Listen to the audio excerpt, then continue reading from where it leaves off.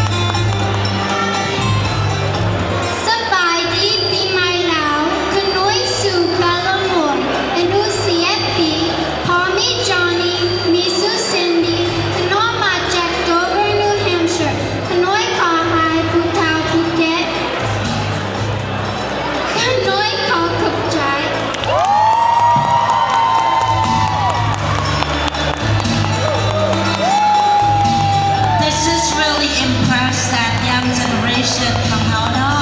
เรียนรู้ภาษาลาวกับของแม่บ่ของแม่ It was so cute, so adorable. Okay, all that stand by. ขอเสียงตบมือให้นางสาวน้อยเฮาแหละ One more thing I would like to say. All of you นางสาวน้อยหรือว่านางสาวรุ่นเอื้อยเพราะว่าพิธีของพวกเขา when we announce the winners or the bonus certificate,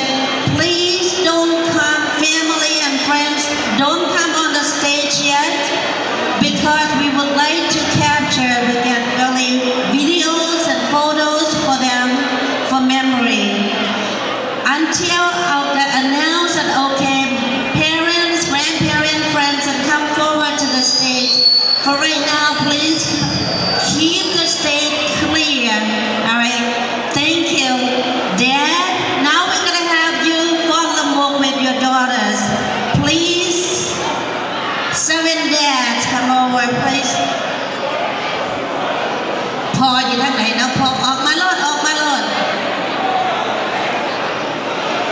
ลูกสาวแต่งเพลงละขอเสียงตบมือให้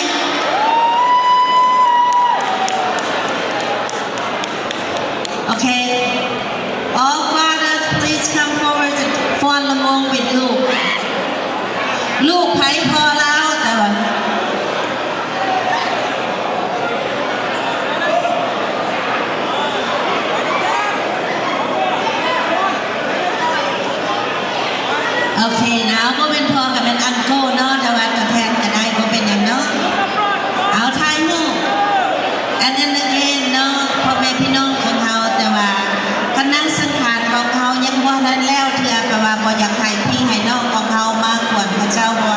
รูปสวยงดงามนะคะเลยเนาะเอาลำวงของเขาเปิดได้แบบนี้นะ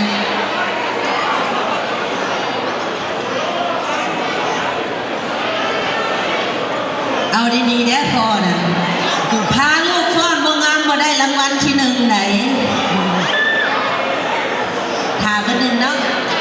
Just a few seconds for this song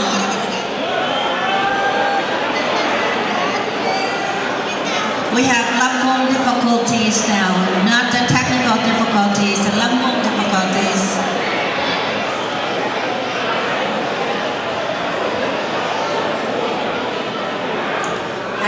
เบิ่งคักๆได้ท่านผู้มีเกียรติบ่ฮู้ว่าลูกสิพาพ่อฟ้อนหรือพ่อสิพาลูกฟ้อน สอนมาดีละเด้อเอาคักๆเด้อพ่อเด้อ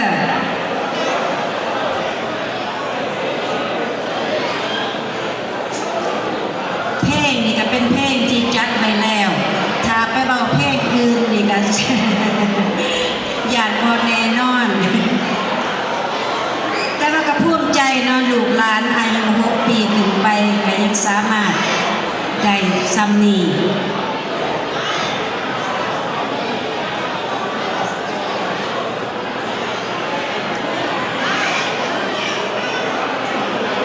เอาคันว่าเปิดบ่ได้จะ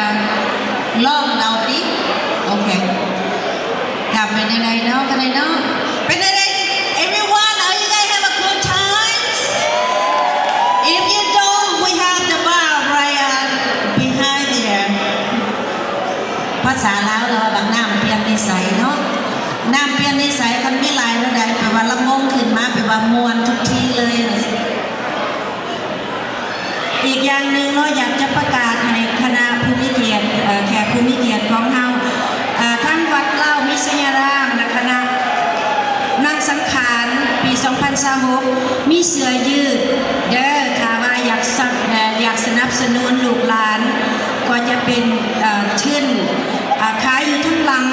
ย่างอยู่บ่เสื้อยืดเนาะย่างอยู่บ่ลูกตัวนึง25 ดอลเด้ย่างอยู่หลายอยู่มีไซส์ small มีไซส์ M มีไซส์ L extra large too ดอกไม้เด้อ is a flower bouquet ดอกไม้ก็มีขายเด้อพี่น้องถ้าว่าสนใจโอ้เสือยังอยู่แม่ซอยว่าและเบิ่งคักๆเด้อเสือทั้งหลังนั่นมีซื้อสปอนเซอร์นำเด้อนะเอาเป็นยังไงคันว่าบ่ได้การดนตรีเฮาก็เสพเอาเลย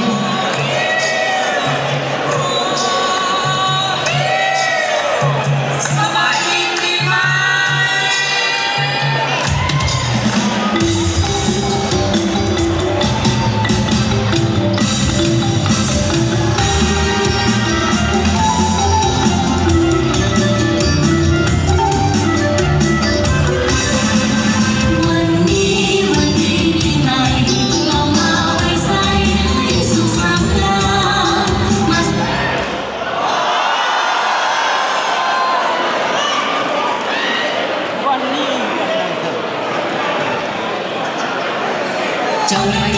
เป็นแดนสวรรค์มาสอนให้เป็นแดนสวรรค์มาขอลำกันสลองวันปีใหม่ Space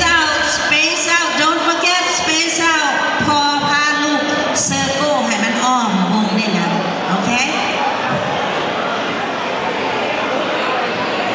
ว่าวงดนตรีอยู่แถวฝ่ายนั้นจ้างมาแล้วมันคือข้างแล้วนี่ว่าวงดนตรีนะ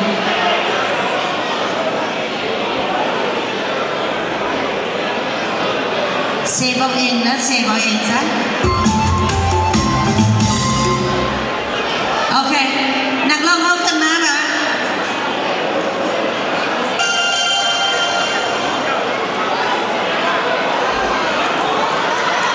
เสร็จแล้ว